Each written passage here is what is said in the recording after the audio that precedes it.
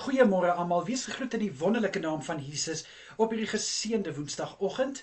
Ek hoop julle het 'n wonderlike nagrus gehad en baie dankie dat ek die voorreg het om 'n oomblik van julle tyd te neem om vir julle 'n woord te kan bedien vandag.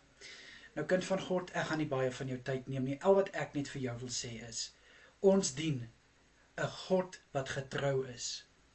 Wanneer ons ontrou is, bly hy getrou. God sal nie homself verloon nie. En dit kan julle lees in 2 Timoteus 2 vers 13. Baie kere is daar mense wat ons te nakom. Baie kere is daar situasies wat ons vertroue breek. Maar dan kan ons net weer ons oë rig na die God van die onmoontlike en weet dat ons dien 'n God wat getrou is. Mense verloon mekaar, maar God verloon nie een van ons nie. Wat moet ons doen, kind van God? Kom ons wees getrou aan die God van die onmoontlike.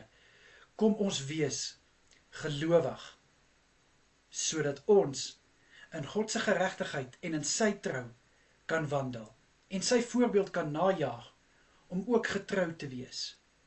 Veral as dit kom by ons woorde en ons aksies. God is getrou en hy sal getrou bly tot in alle ewigheid. So kind van God, maak nie saak wat oor jou pad kom nie. Maak nie saak wie wat aan jou doen of sê nie. Weet net, daar is 'n God in die hemel wat getrou is tot aan die einde. En hy sal vir altyd getrou bly, want dit is die God wat ons dien. Amen. Amen. Kom ek bid vir ons. Here, ek bid in Jesus naam.